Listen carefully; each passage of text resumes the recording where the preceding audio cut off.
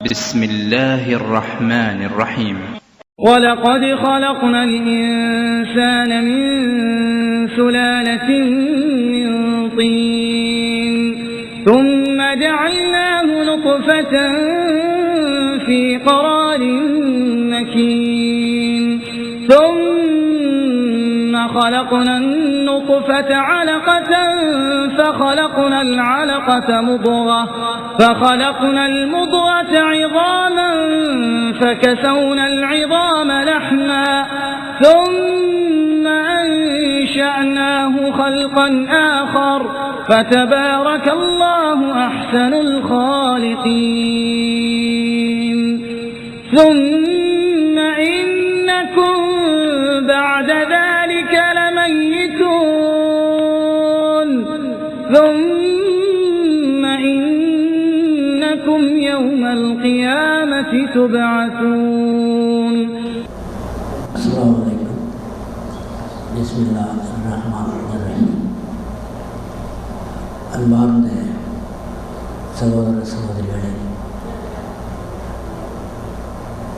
இங்கே 14ஆம் தேதி நிகழ்ச்சிக்காக வந்த நான் தொடர்ந்து பல்வேறு நிகழ்ச்சிகளிலே இறையருளாலே பங்கேற்கிற வாய்ப்பு, உங்களையெல்லாம் சந்திக்க அரிய வாய்ப்பு எனக்கு அருளிக் கொண்டிருப்பதற்கு அல்லாஹ் தஆலாவுக்கு நெஞ்சார்ந்த நன்றியை தெரிவித்துக் கொள்கிறேன். இதற்கிடையே இஸ்லாமிய அழைப்பு பணி நிமித்தமான செய்திகளை பெரும்பாலான கூட்டங்களில் பேச வாய்ப்பு பெற்று வருகின்றன. உங்களிடையே ஓரிரு முறை என்னுடைய துறை சார்ந்த ப்ரொஃபஷனல் ஸ்பீச் என்பதாக சில கருத்துக்களை தெரிவிக்கின்ற வாய்ப்பும் எனக்கு இறைவனாலே அருள்பட்டிருக்கின்றது. அந்த வகையிலே சமீபத்திலே ஒரு கூட்டத்திலே நான் பேசிய குழந்தை வளர்ப்பு பற்றிய சில மனவியல் செய்திகளை அன்றைக்கு கொஞ்சம் குழந்தைகள் எண்ணிக்கை கூடியிருந்ததனாலே கொஞ்சம் பரபரப்போடு கேட்டவர்கள் தாய்மார்கள் மீண்டும் அப்படி ஒரு நிகழ்ச்சி நடத்தப்பட வேண்டும் என்று விரும்பியதாக நான் கேள்விப்பட்டேன். அதற்கும் மேலாக அன்றைக்கு வர முடியாத சகோதர சகோதரிகள் மற்றும் அன்றைக்கு பதிவு செய்யப்படாமல் சரியாக பதிவு செய்யப்படவில்லை என்ற குறையும் இருந்ததினாலே அன்றைக்கு சொல்லப்பட்ட ப்ரொஃபஷனல் செய்திகள், டெக்னாலஜிக்கல் செய்திகள், தத்துவ முறையான சில செய்திகளை ஜனரஞ்சகமாக நான் சொல்ல முயற்சித்தேன். அன்றைக்கு அந்த செய்திகளை மீண்டும் சொல்லுகிற வாய்ப்பை இறைவனின் அருளால் இன்றைக்கு பெற்றிருப்பதற்கு நான் மகிழ்கிறேன். எடுத்த எடுப்பில் ஒரு செய்தியை நாம் தெளிவுபடுத்திக் கொள்வது நல்லது. எந்த துறையை பற்றிய அறிவை உண்மையிலேயே பெற வேண்டும் என்று யாராவது விரும்பினால், அது எந்த துறையாக இருந்தாலும் தெரிந்தவர்களிடத்தில் தெரிந்து கொள்ள முயற்சிக்கும் பொழுது இன்வேஷன் இருக்கக்கூடாது. இன்வேஷன் என்று சொன்னால் நமக்கு அதில் ஓரளவுக்கு தெரிந்திருக்கலாம், அதை திணித்து அவர்களிடத்தில் செய்திகளை பெறுவதற்கு நாம் முயற்சித்தால் அது திசை திருப்பலாக முடியும். இது குறிப்பாக விஞ்ஞான துறைகளிலே இது ரொம்ப முக்கியம். டாக்டர்கிட்டையே போய் அவர்கிட்ட மருத்துவத்தை பற்றி நமக்கு தெரிஞ்ச சில செய்திகளை வைத்துக்கொண்டு அவரை திசை திருப்பிடக்கூடாது. இது எளிதாக மக்களுக்கு கைவந்த செய்தி. ஒரு உதாரணத்திற்கு சொல்லுகிறேன். நேற்று 2-3 நபர்களை சந்தித்தேன் மெக்காவிலே. அவர்கள் எனக்கு தெரியாத விஷயங்களை சொல்லுகிற அளவிற்கு மார்க்கத்திலே தெளிவுபட்டவர்கள் தான். ஆனால் அவர்கள் சொல்ல வந்தபோது அவர்கள் என்ன நினைத்து கொண்டு சொன்னார்கள் என்பதை நான் கொஞ்சம் ஆய்வு செய்து பார்த்தபோது அதிர்ந்து போய்விட்டேன். இவ்வளவு பெரிய நிலையில் இருக்கிற அந்த மார்க்கத்தை பற்றி நன்கு தெரிந்த மக்கள், அவர்கள் 2 பேரும் பேசிக்கொண்டு வந்ததை அவதானித்த போது எனக்குள்ளே ஒரு பெரிய சலிப்பே ஏற்பட்டது. எதை சொன்னாலும் முடிவாக இதெல்லாம் உங்களுக்கு யாரும் சொல்ல மாட்டாங்க, இதெல்லாம் யாருக்கும் தெரியாதீங்க, இதெல்லாம் யாருக்கும் தெரியாது, யாரும் உங்களுக்கு சொல்ல மாட்டாங்க, இப்படியே சொல்லி கொண்டு வந்தார்கள். அந்த ஆணவம் மார்க்க விஷயங்களை சொல்வதிலேயே வந்து விடுவதைக் கண்டு நான் அதிர்ந்து போய்விட்டேன். நேற்று நடந்த செய்தி இது. ஏன் இதை இவ்வளவு விரிவாக சொல்கிறேன் என்பதை நான் பேசும்போது நீங்கள் புரிந்து கொள்ளலாம். எந்த ஒரு செய்தியை அறியும் போதும் நமக்குள்ளே ஒரு தாழ்ச்சி வேண்டும்.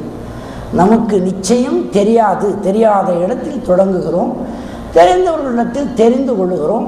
அப்படி தெரிந்து கொண்ட பிறகு அந்த துறையில் நமக்கு ஏதாவது ஐயங்கள் ஏற்பட்டால் கேட்டுக்கொள்ளலாம் என்கிற அளவுக்கு இருந்தால்தான் உண்மையில் பல விஷயங்களை நாம் தெரிந்து கொள்ள முடியும். நமக்கு தெரியாத என்ன விஷயத்தை இவங்க சொல்லிட போகிறாங்க என்று நினைத்தால் அது அரசியலுக்கு பொருந்தலாம். பொதுவான சாமியார்கள் பேசுகிற இந்து மத சாமியார்கள் போன்றவர்கள், மற்ற சாமியார்கள், பாதிரியார்கள் போன்றவர்கள் பேசுவதை நாம் ஏற்கனவே படித்து வைத்திருக்கலாம். அது பொதுவான காமன் சென்ஸ். ஆனால் ஒரு விஞ்ஞானத்தை அணுகும் பொழுது தயவு செய்து காமன் சென்ஸை நம்பிவிடாதீர்கள் என்ற எச்சரிக்கைக்காகத்தான் இவ்வளவு சொல்கிறேன். ஏனென்றால் அது ஒரு பெரிய துறை. அதில் விழுந்து ஒரு புத்தகத்தை நான் வாசிக்கிறேன் என்றால், சைக்காலஜி என்கிற மனோதத்துவத்தில் குறைந்தது ஒரு 3000 பேர் 4000 பேர் உழன்று கண்டுபிடித்த செய்திகளின் தொகுப்பாகத்தான் அது இருக்கும். அந்த ஒவ்வொருவனும் ஒரு 20 ஆண்டுகள் 30 ஆண்டுகள் முயற்சித்த செய்திகளின் தொகுப்பாக இருக்கும். அதை என்னுடைய அறிவை கொண்டு நான் ஆராய்ந்து, என்னுடைய ஆசிரியர் காட்டிய வழிமுறைப்படி நான் ஆராய்ந்து தெரிந்து கொண்டதாக இருக்கும். இவ்வளவு செய்திகளையும் சொல்கிறதுக்கு முன்னாலேயே, தொடங்கிறதுக்கு முன்னாலேயே எனக்கு தெரிஞ்சது என்னன்னா அப்படின்னு ஆரம்பிச்சிடக்கூடாது யார். அந்த ஒரு தெளிவோடு இந்த செய்தியை அணுக வேண்டும். ஏன்னா இது ஒரு ப்ரொஃபஷனல் டாக். எனக்கு தெரியும் என்று நினைத்து உலகளவிலே 1971 முதல் 74 வரை அந்த காலத்தில் வெளிநாட்டுக்கு போய் படிப்பது ஒரு சாதாரண தமிழ், ஒரு சாதாரண நடுத்தர வர்க்கத்தைச் சேர்ந்த ஒருவன் 71 74 வரை ஆக்ஸ்போர்ட் பல்கலைக்கழகத்தில் ஹோலி ட்ரினிட்டி கல்லூரியில் பெரிய மிகச்சிறந்த பேராசிரியர்களிடத்தில் அப்நார்மல் சைக்காலஜியை ஆராய்ச்சி செய்து டாக்டர் பட்டம் பெறப்போவது என்பது அது எவ்வளவு கடினம் என்பதை யோசித்து பார்த்தால் தெரியும். அந்த காலத்தில், இப்பொழுது ரொம்ப சுலபமாகிவிட்டது. அங்கே தேர்ச்சி பெறுவது என்பது மிக கடினம். அதிலே முதல் மாணவனாக வந்தவன் மட்டுமல்லாமல் அந்த துறையில் 40 ஆண்டு காலம் 38 ஆண்டு காலம் அனுபவம் பெற்ற பேராசிரியர், சிகிச்சையாளன் என்ற முறையிலே உலகம் முழுக்க பரவலாக அறியப்பட்டவன். அந்த வகையில் நான் தெரிந்து கொண்ட செய்திகளை இன்ஷா அல்லாஹ் உங்களுக்கு பகிர்ந்து கொள்ளுகிற ஒரு நோக்கத்தோடு நான் அழைக்கப்பட்டிருக்கிறேன். ஏன் இவ்வளவு பெரிய முன்னுரை சொல்கிறேன் என்பதை நீங்கள் அவதானிக்கலாம். காயப்பட்டிருக்கிறேன். இந்த செய்திகளை சொல்ல வேண்டும் என்று நான் விரும்பியதுக்கு காரணமே, இஸ்லாமிய மார்க்கத்தை பற்றியே எனக்கு தெரியாத விஷயங்களை பேசுவதில் அதிக நேரம் செலவழித்து கொண்டிருக்கிற நான் தெரிந்த விஷயங்களை உங்களோடு பகிர்ந்து கொள்ள விரும்பிய போது எனக்கு ஏற்பட்ட தாக்கத்தை, சில பேராலே காயப்பட்டதை வெளிப்படுத்துகிறேன், அவ்வளவுதான். இப்பொழுது நாம் நேரடியாக செய்திக்கு வந்து விடலாம். இந்த பின்னணியோடு கவனியுங்கள். பேசி முடித்த பிறகு உங்களுக்கு இருக்கிற சந்தேகங்களை கேள்விகளாக கேட்கலாம். முன்முடிவோடு அணுகாதீர்கள் என்பதுதான் இவ்வளவு நேரம் நான் வற்புறுத்தி கூறுவது. நீங்கள் தெரிந்து வைத்திருந்த செய்திகளை வைத்துக்கொண்டே இந்த செய்திகளை அறிய முயற்சித்தீர்கள் என்றால் அது என்னையும் என் துறையையும் அவமானப்படுத்தியதாக ஆகும் என்பதை அறிவித்து கொண்டு நான் செய்திக்குள்ளே போகிறேன். குழந்தைகளை வளர்ப்பது, குழந்தைகளை அணுகுவது, குழந்தைகளிடத்திலே அவர்கள் நடத்தையை நாம் கண்காணிப்பது அல்லது செயல்படுத்துவது, அணுகுமுறையை ஆட்டிடியூட் என்று சொல்லுகிறோம். குழந்தையின் அணுகுமுறை ஆட்டிடியூட் என்று வழங்கப்படுகிறது. குழந்தைகளிடத்திலே அதனுடைய அணுகுமுறை, நாம் குழந்தைகளை எப்படி அணுக வேண்டும், குழந்தைகள் ஒருவரை எப்படி அணுக வேண்டும், குழந்தைகள் பெற்றோர்களை மற்றவர்களை எப்படி அணுக வேண்டும் என்பது முதல் செய்தி. அணுகுமுறை ஆட்டிடியூட். பிஹேவியர் நடத்தை, நாம் குழந்தைகளிடம் எப்படி நடந்து கொள்ள வேண்டும், குழந்தைகள் நம்மிடம் எப்படி நடந்து கொள்ள வேண்டும் என்பது பிஹேவியர். எமோஷன்ஸ், குழந்தைகளை பொறுத்தவரை நம்முடைய உணர்வுகள் உணர்ச்சிகள் எப்படி இருக்க வேண்டும், குழந்தைகள் உணர்ச்சிகளை நாம் எப்படி கண்காணிக்க வேண்டும், பரிசீலிக்க வேண்டும், அவதானிக்க வேண்டும், கவனிக்க வேண்டும், எப்படி அதை இம்ப்ரூவ் பண்ணுறது, அதாவது அதை எப்படி மேம்படுத்த வேண்டும் என்பதை அறிந்து கொள்வதுதான் இன்றைக்கு குழந்தை வளர்ப்பை பற்றி நான் சொல்ல இருக்கிற செய்திகள்.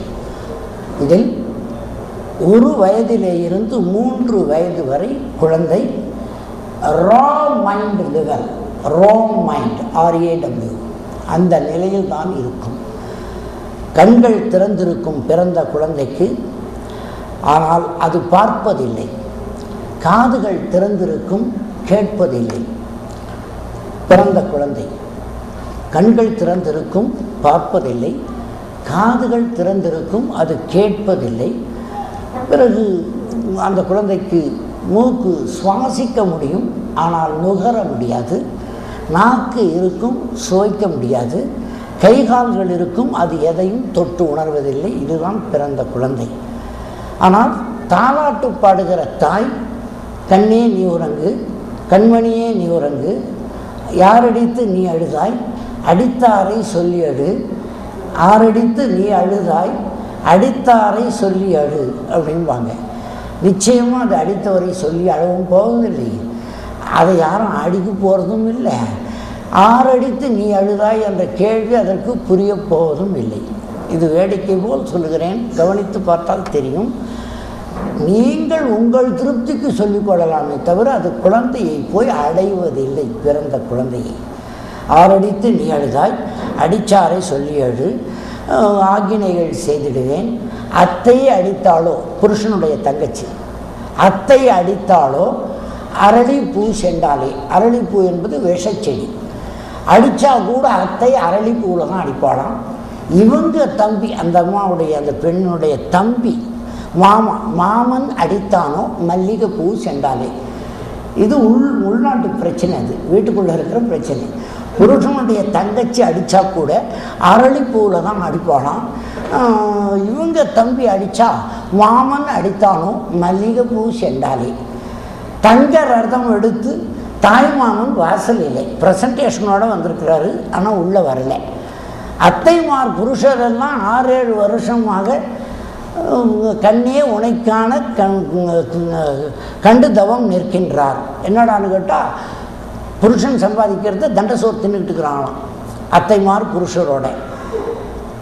இவங்க தம்பி மட்டும் தாய்மாமன் வாசலிலேயே நிற்கிறாராம், இன்னும் உள்ளே வரலையாம், தங்க ரதம் ப்ரெசன்டேஷனோட. கடைசியாக சொல்லுவாங்க, ஆரும் அடிக்கவில்லை, ஐவிரலும் தீண்டவில்லை, தானே அழுகின்றான், தம்பி துணை வேணும். இந்த எந்த விஷயமும் இந்த குழந்தையை போய் சேருகிற விஷயம் இல்லை. அதை நீங்கள் கொஞ்சினாலும் அதற்கு தெரியாது, 2 கும்மா குத்துனாலும் அதுக்கு புரியாது, கள்ளிப்பால் ஊற்றினாலும் ஒரே மாதிரி தான் சுவைச்சு சாப்பிடும், பால் கொடுத்தாலும் அப்படி தான் குடிக்கும். அதுக்கு ஒன்றும் தெரியாது. ரா லெவல் மைண்ட். அந்த குழந்தை, படைக்கப்பட்ட குழந்தை ரா மைண்டாக கொடுக்கப்படுகிறது. 3 வயது வரை அந்த குழந்தையை எப்படி நாம் நடத்துவது, முதல் செக்ஷன் இது. 3 வயதிலே இருந்து 7 வயது வரை எப்படி நடத்துவது, 8, 9, 10 வயதுகளில் அதை எப்படி நாம் வளர்ப்பது, 11, 12, 13, 14 வயதுகளிலே, 11லிருந்து 14 வயதிலே எப்படி நடத்துவது, 15, 16 ஒரு மாதிரி நடத்தலாம், 17, 18, 19, 20, 21 வயதில் வேறு மாதிரி நடத்த வேண்டும்.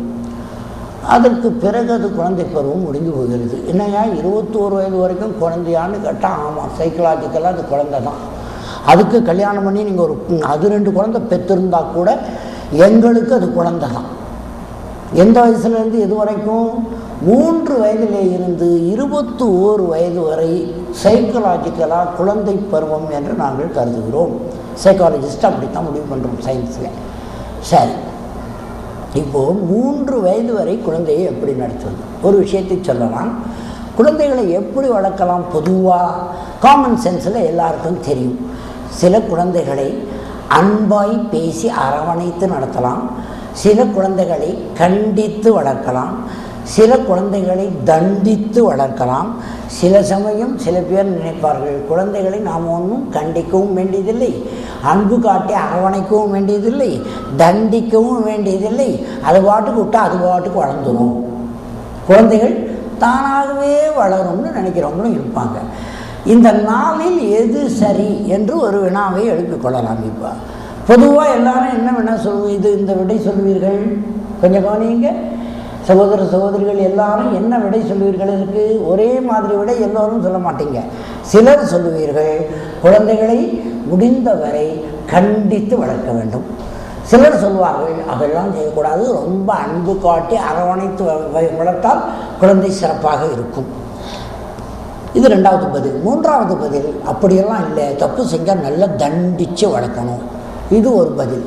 நான்காவது பதில், அதெல்லாம் நம்ம ஒன்றும் பண்ண வேண்டியதில்லை, நல்லா இருக்கிறான் பார்த்துக்குவான், விட்டால் அது பாட்டுக்கு தானாக வளர்ந்துடும் அப்படின்னு அது ஒரு பதில். இந்த 4 பதிலில் எது சரியான பதில் என்ற ஒரு கேள்வியை எழுப்பிக் கொள்ளுங்கள். உங்களுக்கு 4இல் ஒருவருக்கு இந்த பதில் சரியாக இருக்கும், ஒருவருக்கு அந்த பதில் சரியாக இருக்கும், இன்னொருவருக்கு வேறொரு பதில் சரியாக இருக்கும், இன்னொருவருக்கு வேறொரு பதில் சரியாக இருக்கும். ஆனால் சைக்காலஜியில், அதாவது மனவியலில், அந்த விஞ்ஞானத்தை பொறுத்தவரையில் லேட்டஸ்டாக கண்டுபிடிச்ச தத்துவங்களின் அடிப்படையில் ப்ராக்டிக்கலாக பார்த்து முடிவுக்கு வந்த வகையில் அந்த விஞ்ஞானம் மெய்ப்பிக்கப்பட்ட செய்தி என்னவென்றால் இந்த 4 பதில்களும் சரிதான். இதுதான் உண்மை. குழந்தைகளை எப்படி வளர்க்க வேண்டும் என்று கேட்டால் இந்த 4 முறையிலும் தான் வளர்க்க வேண்டும். ஆனால் ஒரே சமயத்தில் கிடையாது, ஒவ்வொரு சமயத்தில் ஒவ்வொரு மாதிரி வளர்க்க வேண்டும். எப்பொழுது அன்பு காட்டி அரவணைக்க வேண்டும்? 3 வயது வரை நீங்கள் அன்பு காட்டி அரவணைப்பதற்கு தனி கோர்ஸ் எல்லாம் அட்டென்ட் பண்ண வேண்டியதில்லை. கட்டாயம் அப்படி தான் இருப்பாங்க பெற்றோர்கள். எல்லாம் பிறந்த குழந்தையை அன்பு காட்டுவதும் அரவணைப்பதும் அந்த 3 வயது வரை சாதாரணமாக இருக்கும். மற்றவங்களும் சுற்றி உள்ளவங்க பெற்றோர்களை தவிர, பெற்றோர்களை பெற்றவர்கள் இருக்கிறார்களே அவர்களும் அதில் பொறுப்பு எடுத்துக்கொள்வார்கள். எல்லாரும் கவனித்து தான் வளர்ப்பாங்க. எப்போவும் அதில் பெரும்பாலும் சிக்கல் வருவதில்லை. எப்போ 1 வயதிலிருந்து 3 வயது வரை. 3 வயதுக்கு மேல்தான் பிரச்சனை தொடங்குகிறது. அந்த 3 வயதிலே இருந்து 7 வயது வரை குழந்தையினுடைய ஃபார்மேஷன் பீரியட் என்று சொல்லுகிறோம். கவனியுங்கள், அது ஃபார்மேஷன் பீரியட். அந்த ஃபார்மேஷன் பீரியடில் தான் அது பார்க்க கற்றுக்கொள்ளுகிறது, பேச கற்றுக்கொள்ளுகிறது, தான் நினைத்ததை சொல்ல கற்றுக்கொள்ளுகிறது. 2 வயசுலேயே ஆரம்பிக்கும் என்றாலும் கூட 3 வயசு தான் முழுமை அடைகிறது. ஆண் குழந்தையாக இருந்தாலும் பெண் குழந்தையாக இருந்தாலும், நான் சொல்லுவது எல்லா குழந்தைகளுக்கும் பொது. இந்த 3 வயதிலிருந்து 7 வயது வரை ஃபார்மேஷன் பீரியடில் நிறைய சொற்களை தெரிந்து கொள்ளுகிறது, சொற்களின் பொருள்களை புரிந்து கொள்ளுகிறது, செய்திகளை அறிந்து கொள்ளுகிறது, உறவு முறைகளை தெரிந்து கொள்ளுகிறது, எண்ணங்களை தெரிந்து கொள்ள புரிந்து கொள்ளுகிறது, உணர்ச்சிகளை உண்டாக்கி கொள்ள தெரிந்து கொள்ளுகிறது, நாம் என்ன நினைக்கிறோம் என்பதை கவனிக்க பழகி கொள்ளுகிறது. பொருள்கள் மட்டுமல்ல, சம்பவங்களையும் அது அவதானிக்க தெரிந்து கொள்ளுகிறது, கவனிக்க தெரிந்து கொள்ளுகிறது. இந்த பருவத்தில் தான் ஒரு குழந்தை மிக கவனமாக கவனித்து வளர்க்கப்பட வேண்டும். கொஞ்சம் கவனியுங்கள், அதுதான் தலைப்பு கொடுத்தேன், கொஞ்சம் குழந்தையை கொஞ்சம் கவனியுங்கள். அந்த 3 வயதிலிருந்து 7 வயது வரை அந்த குழந்தையின் பார்வையில் சில செய்திகள் படவே கூடாது. கொஞ்சம் ஆழமாக கவனித்து பழகி நாம் தெரிந்து கொள்ள வேண்டிய செய்தியை சொல்லுகிறேன். அந்த குழந்தை கண்களில் சில செய்திகள் படவே கூடாது, அதன் காதுகளில் சில செய்திகள் விழவே கூடாது. அப்படி விழுந்தால் என்ன நடக்கும் என்றால், பின்னால் அது 21 வயதுக்கு பிறகு அதற்கு சில டிஸார்டர், மைண்டு டிஸார்டர் வருவதை உங்களால் தவிர்க்கவே முடியாது. அது என்ன பார்க்கக்கூடாது, என்ன கேட்கக்கூடாது, அதன் கண்களில் எது படக்கூடாது, பார்க்கக்கூடாது என்று சொன்னால், பார்க்கக்கூடாத விஷயங்கள் அதன் கண்ணில் படக்கூடாது. ஒன்றொன்றாக சொல்கிறேன், கவனியுங்கள். கணவன் மனைவி சேர்ந்து இருப்பதை அந்த குழந்தை 3 வயதிலிருந்து 7 வயதுக்குள் பார்க்கக்கூடாது. சேர்ந்திருப்பது என்பது நான் என்ன சொல்லுகிறேன் என்று உங்களுக்கு புரியும். அந்த காட்சியை அந்த குழந்தை பார்த்து விடக்கூடாது எந்த காரணத்தை கொண்டும். அது போன்ற செய்திகளை வேறு எங்கும் கூட அது பார்த்து விடக்கூடாது. இப்பொழுது என்னென்னமோ வசதிகள் வந்திருக்கிறது தொலைக்காட்சியிலும் அதிலும் இதிலும் அதற்கு நெருக்கமான விஷயங்கள் காட்டப்படுகின்றன. அந்த குழந்தைகள் பார்த்து விடுமானால் ஆணாக இருந்தாலும் பெண்ணாக இருந்தாலும் பின்னாலே நீங்கள் எதிர்பார்க்காத விதத்திலே ஓசிடி அப்சசிவ் கம்பல்சிவ் டிசார்டர் வந்துவிடும். ஒப்சசிவ் என்றால் எக்ஸசிவ் என்ற அர்த்தம். எதையும் அதிகமாக்கி கொள்ளுகிறேன். கழுவனதையே கழுவுவாங்க, மொழுவனதையே மொழுவாங்க, நினச்சதையே நினைப்பாங்க, சொன்னதையே சொல்லுவாங்க, பேசினதையே பேசுவாங்க, எதுவுமே சுத்தம் இல்லைன்னு எல்லாத்தையும் கழுவுவாங்க. எதை செய்தாலும் அதிகமாக எக்ஸசிவாக செய்வார்கள். இந்து நண்பர்கள் யாராவது உங்களுக்கு இருந்தால் நீங்கள் தெரிந்து வைத்திருப்பீர்கள். சில பேர் ஒரு நோட் புக்கை எடுத்துக்கிட்டு ஸ்ரீராம ஜெயம் ஸ்ரீராம் ஜெயம் ஸ்ரீராம் ஜெயம்னு பக்கம் பக்கமாக எழுதுவான். அது ஒரு மனநோய் என்பது தெரியாமலேயே நிறைய பேர் செஞ்சுக்கிட்டு இருக்கிறாங்க. அது ஓசிடியினுடைய ஒரு அடையாளம். அப்சசிவ் கம்பல்சிவ் டிசார்டர் என்கிற ஓசிடியினுடைய அடையாளம். இப்படி இருக்கிறவர்கள் எந்த வேலையும் செய்ய மாட்டார்கள். மெதுவாக தனக்குள்ளே விரக்தி மனப்பான்மை, வெறுப்பு மனப்பான்மை வந்து தற்கொலை செய்து கொள்ள முயற்சிப்பார்கள். அதற்கான விதை பார்க்கத்தகாததை அந்த குழந்தை பார்த்ததும், கேட்கத்தகாததை கேட்டதும், தான் முக்கிய உறவினர், முக்கிய நமக்கு ரொம்ப அன்பு காட்டுகிறவர்கள் என்று நினைத்தவர்களிடத்திலிருந்து அந்த குழந்தை பிரிக்கப்பட்டு விட்டாலும் இந்த பாதிப்பு வந்து ஒரு 3 வயசுலேருந்து 7 வயசு. தனக்கு ரொம்ப வேண்டப்பட்டவங்க, ஒரு அத்தையோ மாமியோ யாரோ பெரியம்மாவோ பாட்டியோ யார்கிட்டையோ அது இருக்குது, அதை பிரிச்சிட்டோம்னா வலுக்கட்டாயமா அப்பொழுதும் இது வரலாம். அவர்களுக்கு ரொம்ப வேண்டப்பட்டவர்கள், அந்த குழந்தைக்கு வேண்டப்பட்டவர்கள் யாராவது மரித்து விட்டால் உண்மையை சொல்லாமல் நம்ம வேறு ஏதாவது அந்த குழந்தைக்கு அவங்க வேறு எதுக்காவது இறந்துருப்பாங்க, சாதாரணமாக கூட இறந்துருப்பாங்க, அல்லது வேறு ஏதாவது நடந்து இறந்துருப்பாங்க. அதை நம்ம மாற்றி சொல்லி வேறு யாராவது அதை சொல்லிட்டாங்கன்னா உண்மையை, உதாரணத்துக்கு சூசைட் பண்ணிக்கிட்டாங்கன்னு வச்சுங்க, விஷம் குடித்து சேர்த்துட்டு இருப்பாங்க, அதை நம்ம மறைச்சி எரிச்சு சொல்லி வச்சு பின்னால் அது தெரிஞ்சு போச்சுன்னா ஓசிடி வந்துவிடும். ஓசிடி மட்டும் இல்லை, சோமோட்டோஃபார்ம் டிசார்டர் என்று இன்னொரு டிசார்டர் இருக்கிறது, அதுவும் வந்துவிடும். அதை பற்றி பிறகு நான் விளக்குகிறேன். இவ்வளோ பெரிய ஆபத்து இருக்கிறது. பார்க்கத்தகாததை அந்த குழந்தை பார்த்து விட்டான், கேட்கத்தகாததை கேட்டு விட்டான். எங்கேயாவது இந்து மயானத்தில் பிணம் எரிகிற காட்சியை எந்த குழந்தை பார்த்தாலும் அந்த குழந்தைக்கு ஓசிடி வந்துவிடும். பின்னால் அதை பார்க்கக்கூடாது. வன்முறை காட்சிகளை பார்க்கக்கூடாது. இந்த ஆக்சிடெண்ட் நடக்குது, அதை திருப்பி டிவியில் காட்டிக்கிட்டே இருக்கிறான், அதை பார்க்கக்கூடாது. இவ்வளோ விரிவாக சொல்லியிருக்கிறேன். இதுக்கு என்ன காரணம், அர்த்தம் என்றால், இந்த தொலைக்காட்சி பெட்டியை மூடி வைத்து விடுங்கள். ஏதாவது முக்கியமான விஷயங்களை பார்க்குறதுன்னா உங்கள் கண்ட்ரோலில் அந்த குழந்தைகள் பார்க்கட்டும். 3 வயசுலேருந்து 7 வயசு வரைக்கும் அது கார்ட்டூன் பார்க்குது, கேம் விளையாடுது, நல்லா அது ஆடுது, உழுந்துட்டாங்க ஆனது. இதெல்லாம் செய்து கொண்டு இருந்தால் அந்த குழந்தை நிச்சயமாக மிகப்பெரிய பாதிப்புக்கு, மனச்சிதைவுக்கு உள்ளாகி கொண்டிருக்கிறது என்ற அர்த்தம். அது உங்களுக்கு தெரியாது, அது சாதாரண நார்மலாக இருக்கிற மாதிரி இருக்கும். இந்த மனச்சிதைவில் ஒரு பெரிய சிக்கல் என்னவென்றால், எனக்கு மார்வலின்னா நான் சொன்னால் தான் உங்களுக்கு தெரியும், எனக்கு வயிறு வலின்னா நான் சொன்னால் தான் உங்களுக்கு தெரியும். ஆனால் மனச்சிதைவு வந்து விட்டால் எனக்கு தெரியாது, மற்ற எல்லாருக்கும் தெரிஞ்சிடும்.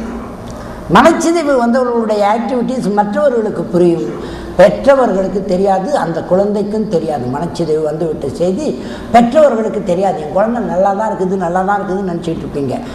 எனவே மீண்டும் நான் செய்திக்கு வருகிறேன். 3 வயதிலே இருந்து 7 வயது வரை அந்த குழந்தையை அன்பு காட்டி மட்டும் வளர்க்க வேண்டும். கணவன் மனைவி சண்டை போடுகிறவர்களாக இருந்தால் தயவு செய்து அந்த குழந்தை முன்னாலே போடாதீர்கள்.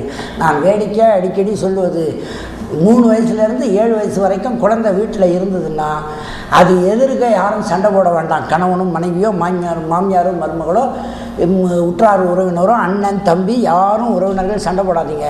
அப்படி உங்களுக்கு சண்டை போடணும்னு தோணுச்சுன்னா பஸ்ஸு பிடிச்சி பீச்சுக்கு போய் சண்டை போட்டுட்டு வரும்போது சமாதானமாகி அந்த குழந்தை முன்னால் வந்து இருங்க. அந்த குழந்தை எதிர்க்க நீங்கள் ஒருவர் குற்றம் சாட்டி கொண்டீர்கள் என்றால், சண்டை போட்டு கொண்டீர்கள் என்றால் நிச்சயம் அந்த குழந்தையின் மனம் சிதைந்துவிடும். என்ன நடக்கும் என்றால், நீங்கள் சொல்லுகிற எதுவும் அதனுடைய நம்பிக்கைக்குரிய செய்தியாக இருக்காது. நீங்கள் அதற்கு பிறகு எவ்வளவு நல்ல செய்திகளை சொன்னாலும் அது மனத்தில் பதியாது. அது மட்டுமல்ல, மாற்று கேள்விகளை அந்த குழந்தை கேட்டுக்கொண்டே இருக்கும்.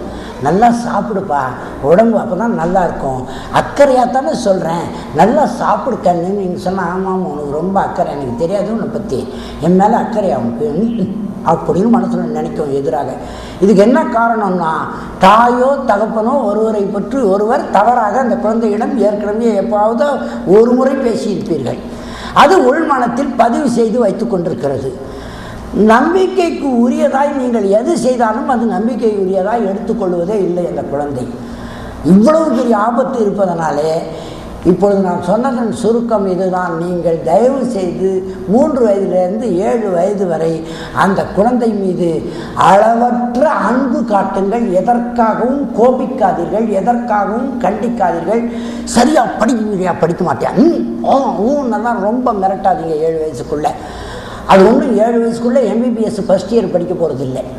அது ஒன்றும் பெரிய ஃபாரின் சர்வீஸ் எக்ஸாம் எழுத போகிறதில்லை. 3 வயசுலேருந்து 7 வயசு பெரிய படிப்பே கிடையாது. அது இயல்பாய் படிக்கட்டும், படிக்க முடியும். அதனாலே அதை படித்தால் பெரிய மனுஷன் ஆக முடியும், நல்ல வளமாக வாழ முடியும், ரொம்ப வசதியாக வாழ முடியும், மகிழ்ச்சியாக இருக்க முடியும், முன்னேற முடியும் என்று மட்டும் சொல்லி வையுங்கள். கண்டிக்கிறன் பேர் வழி, தண்டிக்கிறன் பேர் வழி, இல்லைன்னா சும்மா உற்றுறன் பேர் வழி என்று அந்த குழந்தையை நடத்தாதீர்கள். எப்பொழுதும் அதன் மீது அன்பு காட்டுங்கள். தயவு செய்து அரவணைப்பு செய்யுங்கள். ஏனென்றால் குழந்தைகள் 3 வகையாக படைக்கப்பட்டிருக்கின்றன. ஒன்று ஆடிட்டரி குழந்தை, ஒரு வகையான குழந்தை எதை மனதில் பதிய வைத்து கொள்ள வேண்டும் என்றாலும் கேட்டு, காது வழியே, செவி வழியே கேட்டுத்தான் பதிவு செய்து கொள்ளும். இது ஒரு வகை. இன்னொரு வகை குழந்தை மனத்தில் எதை பதிய வைத்து கொள்ள வேண்டும் என்றாலும் பார்த்துத்தான் பதிவு செய்து கொள்ளும். அதால் கேட்பதை பதிவு செய்வதை விட பார்ப்பதை அதிகம் பதிவு செய்ய முடியும். இந்த குழந்தையை விஷுவல் என்று சொல்லுகிறோம். முதல் வகை குழந்தை ஆடிட்டரி, 2வது வகை குழந்தை விஷுவல், 3வது வகை குழந்தை இருக்கிறது. அந்த 3வது வகை குழந்தை கினஸ்தெட்டிக், தொடு உணர்ச்சியாலே மனத்தை பதிவு செய்து கொள்ளுகிற குழந்தை. அந்த குழந்தைக்கு தொட்டு பேச வேண்டும். இதுதான் நம்ம பழைய ஆசிரியர்களெல்லாம் அப்படி தான் பாடம் நடத்துவாங்க. a+b² = a² + b² + 2ab என்று எழுதிவிட்டு கத்தி கத்தி சொல்லுவாங்க 2 தடவை. a+b² = a² + b² + 2ab சொல்லிவிட்டு அந்த வாத்தியார் இறங்கி வந்து அந்த பிள்ளைகள் எல்லாரையும் தொட்டு எழுதுறான்னு சொல்லிட்டு வருவார். இது உங்களுக்கு கவனம் இருக்கும். நம்ம காலத்தில் அப்படி தான் இருந்தது. இப்போ இருக்கிற ஆசிரியர் உட்கார்ந்து எடுத்து விட்டு எழுந்துக்கவே மாட்டேன்றார். எழுதியும் போடுறது இல்லை, சொல்கிறதும் இல்லை, கத்துறதும் இல்லை. அந்த பசங்கள்கிட்ட போய் தொட்டு எழுதுறான்னு அவங்க கையை பிடிச்சி எழுத சொல்கிறதும் இல்லை. இந்த 3ம் ஏன் செய்தார்கள் என்றால் அவர்கள் அறிந்து வைத்திருந்தார்கள். ஆடிட்டரி குழந்தைக்காக அதை சொல்கிறார்கள், விஷுவல் குழந்தைக்காக அதை எழுதுகிறார்கள், கினஸ்தட்டிக் குழந்தைக்காக கிட்ட போய் தட்டி எழுதுன்னு சொல்கிறாங்க. இந்த 3ல் அது எந்த குழந்தையாக இருந்தாலும் இந்த பாடம் மனத்தில் போய் பதிந்துவிடும் என்பது கருத்து. உங்கள் குழந்தையும் இந்த 3ல் எதுவாக வேண்டுமானாலும் இருக்கலாம். எது என்று உங்களுக்கு தெரியாத வரையில் இந்த 3 அணுகுமுறையும் உங்களுக்கு வேண்டும். எப்பொழுதும் குழந்தையை தொடு உணர்ச்சியோடு தொட்டு பழகி சாப்பிடு கண்ணுன்னு சொல்லி பாருங்க, அது கோவப்படாது, நல்லா சாப்பிடும். இன்னும் சில குழந்தைகளுக்கு சாப்பிடுன்னு சொல்கிறதுனாலேயே கூட அது சாப்பிடும். சில குழந்தைகளுக்கு சாப்பாடெல்லாம் போட்டு வச்சு அதை நீங்கள் சாப்பிட்டு காட்டினா அதே மாதிரி பழகி, அம்மா 3 இட்லி சாப்பிட்றேன், நீ சாப்பிடு கண்ணுன்னு சொன்னோம்னா அது சாப்பிடும். இந்த 3ல் அது எந்த வகை என்று உங்களால் கண்டுபிடிக்க முடியாது. இதுக்காக தினமும் ஒவ்வொரு தடவை கூப்பிட்டு போய் எந்தெந்த குழந்தை எந்தெந்த வகையை சேர்ந்ததுன்னு சைக்காலஜிஸ்ட்கிட்ட ட்ரைனிங் எடுத்துக்கிட்டால் வர முடியும். நீங்கள் இந்த 3 வகையிலும் அந்த குழந்தை இடத்துல அணுகுமுறை வைத்து கொள்ளலாம். அப்படி செய்தீர்கள் என்றால் அந்த குழந்தை அன்பு காட்டி அரவணைத்து தொட்டு பழகி உண்மையாக நடந்து கொள்ளுங்கள் குழந்தைகளிடத்தில். அது ரொம்ப முக்கியம். 3 வயதிலிருந்து 7 வயது வரை உங்களுக்குள் இருக்கிற ஆணவம், உங்களுக்குள் இருக்கிற பொய்கள், உங்களுக்குள் இருக்கிற அதிகாரத்தன்மை, உங்களுக்குள் இருக்கிற நம்பிக்கையற்ற சந்தேகங்கள், உங்களுக்குள் இருக்கிற பொறாமை உணர்ச்சி, உங்களுக்குள் இருக்கிற வஞ்சக உணர்ச்சி, இத்தனையும் நிரப்பி வைத்து கொண்டு அந்த குழந்தையிடம் நீங்கள் எவ்வளவு நடித்தாலும் உங்கள் நடிப்பு எடுபடாது. நிச்சயம் அந்த குழந்தை மாறாகத்தான் வளரும். கவனிங்கள், 3 வயசுலேருந்து 7 வயசு வரைக்கும் அந்த குழந்தைக்கு ஃபார்மேஷன் பீரியட். நாம் எவ்வளவு பெரிய சிவாஜி கணேசன் தம்பியார் நடித்தா கூட சரி அந்த குழந்தையால் புரிந்து கொள்ள முடியும். அதற்கு அறிவாற்றல் அதிகம். நமக்கு இப்போவே தெரியும். நீங்கள் ஒரு நாளைக்கு அல்லது ஒரு வாரத்திற்கு இந்த வயதில் எத்தனை புதிய வார்த்தைகளை தெரிந்து கொள்வதாக நினைக்கிறீர்கள்? நீங்கள் பயிற்சி எடுத்தால் கூட 10 வார்த்தை 20 வார்த்தை ஒரு மாதத்தில் நம்மளாலே மனசில் வச்சுக்க முடியாது, படிக்க முடியாது. ஆனால் குழந்தை 1000 வார்த்தைகளுக்கு மேலே கற்றுக்கொள்ளும் ஒரு மாதத்தில். எந்த மொழியிலும் 1000 வார்த்தைகளுக்கு மேலே கற்றுக்கொள்ளுகிற ஆற்றல் அந்த குழந்தைக்கு இருக்கிறது. என்ன அர்த்தம் தெரியுங்களா? அதுக்கு உண்மையான காரணம் குழந்தையின் மனம் விரிவாக இருக்கிறது, குழந்தையின் மூளை சிறப்பாக இருக்கிறது. அதெல்லாம் காரணம் இல்லை. குழந்தை அந்த அளவிற்கு ஊடுருவி பார்க்கிறது, எதையும் கவனித்து பார்க்கிறது, கவனித்து கேட்கிறது, கவனிக்காதது போல் இருக்கிறது. இதை தாய்மார்கள் கட்டாயம் புரிந்து கொள்ள வேண்டும். குழந்தை எதையாவது நம்ம பேசிக்கிட்டு இருந்தோம்னா அது கவனிக்கலன்னு நினச்சிக்கிட்டு அப்பாவை பற்றி அம்மாவோ, மாமனாரை பற்றி மாமியாரோ, மாமியாரை பற்றி மருமகளோ, மருமகளை பற்றி மாமியாரோ பேசிக்கிட்டு இருந்தால் அது கவனிக்காதது போல உட்கார்ந்துக்கிட்டு இருக்கோம், மனசில் பதிய வைத்து கொள்ளும். இவங்க 2 பேரும் சொன்னதையும் சேர்த்து வச்சு இந்த 2 பேருமே நம்பிக்கைக்குரியவர்கள் அல்ல, நல்லவங்க இல்லைங்கிற முடிவுக்கு அது வந்துவிடும். அதற்கு பிறகு நீங்கள் எதை சொன்னாலும் அதற்கு எதிர்கேள்வி ஒன்று எழுந்து கொண்டே இருக்கும் அந்த குழந்தையில. அதனால தான் என் பிள்ளை படிக்க மாட்டேங்கிறான், என் பிள்ளை சொல் பேச்சை கேட்க மாட்டேங்கிறான், என் பிள்ளை அடங்க மாட்டேங்கிறான், என் பிள்ளை பாசமாக, நான் எவ்வளோ பாசமாக இருந்தாலும் அவன் பாசமாக இருக்க மாட்டேன்றான். இல்லாத மாதிரி நீங்கள் 2 பேரும் சேர்ந்து செய்துட்டீங்க. ஒரு முறை நடந்தால் கூட குழந்தை மனசில் பதிவு வைத்துக் கொள்ளும். அவ்வளவு தூரம் அதற்கு அறிவாற்றல் அதிகம் என்பதை அந்த மென்டலி ரெட்டார்டட் சில்ட்ரன் தவிர, மென்டலி ரெட்டார்டட்னா புரியுது இல்லையா உங்களுக்கு, மூளை வளர்ச்சியற்ற குழந்தைன்னு சொல்கிறோமே, அந்த குழந்தை தவிர நார்மல் பேபிஸ் எல்லா குழந்தையும் 3 வயதிலிருந்து 7 வயது வரை அபரிமிதமான அறிவாற்றல் உடையது. அவர்கள் எதிரில் மறுபடியும் சொல்லுகிறேன், நீங்கள் பொய்யர்கள் என்பது அந்த குழந்தைக்கு புரிந்துவிடக்கூடாது. நீங்கள் ஒருவர் ஏமாற்றுகிறீர்கள் என்பது புரிந்துவிடக்கூடாது. நீங்கள் ஒருவருக்கொருவர் வஞ்சகம் செய்கிறீர்கள் என்று அதற்கு புரிந்துவிடக்கூடாது. நீங்கள் எப்பொழுதுமே நினைப்பது ஒன்று, சொல்லுவது வேறு, செய்வது வேறு என்று அந்த குழந்தைக்கு புரிந்துவிடக்கூடாது. அந்த நிலையில் அந்த குழந்தை வளர்க்கப்பட்டால் நிச்சயம் அது டிசார்டராக வளர்ந்துவிடும். அப்போ என்ன செய்யலாம் என்று கேட்டால் ஒரே வார்த்தையில் சொல்லுகிறேன், கடவுளுக்கு பொதுவாய் நீங்கள் உண்மையானவராய் இருங்கள், உண்மையானவராய் அந்த குழந்தை முன்னால் நடந்து கொள்ளுங்கள். அந்த குழந்தை மிகச்சிறப்பாக வளர்ந்துவிடும். அன்பு காட்டுங்கள், அரவணைப்பு செய்யுங்கள். அதனிடம் எதையோ பிழிந்து எடுத்து விடலாம் என்று எதிர்பார்க்காதீர்கள். நம்ம ஊரில் கரும்புச்சாறு பிடிவாங்க, தமிழ்நாட்டில் இலங்கையிலையும் பிடிவாங்கன்னு நினைக்கிறேன், நான் பார்த்ததில்லை. எங்கள் ஊரில் கரும்புச்சாறு பிடிக்கிறவன் கரும்பை விட்டு அந்த சாரெல்லாம் போயிட்டு வந்தாலும் விட மாட்டான், மறுபடியும் விடுவான். மறுபடியும் அது ஒரு முறை பிழிஞ்சு பஞ்சாகி பறக்கிற நிலைக்கு வந்தாலும் விட மாட்டான், சேர்த்து பிடிச்சி மறுபடியும் விடுவான், மறுபடியும் பிடிவான். அதுவே பறக்கவே தொடங்கிட்டா கூட விட மாட்டான், சேர்த்து பிடிச்சி ஒரு தடவை விடுவான். ஏன்னா அது ஒரு சொட்டு வீணாக போயிடுச்சுன்னா என்ன பண்ணுறதுன்ட்டு. நம்ம பிள்ளைகளும் அந்த கரும்புன்னு நினச்சிக்கிட்டு சாறு பிழிஞ்சிடலான்னு நினைக்காதீங்க. அதை நல்லா பிடிக்க வச்சு தற்கொலை பண்ணிச்சுன்னா என்ன பண்ணுவேன்? அதை நல்லா பிடிக்க வச்சு அரகண்ட் ஆகிட்டா என்ன பண்ணுவேன்? அந்த 3 வயசுலேருந்து 7 வயசு வரைக்கும் வெறும் அன்பு மட்டும் காட்டுங்க, ரொம்ப புழியாதீங்க. அது நல்லா படிக்குமா படிக்காதான்னு சந்தேகமே படாதீங்க.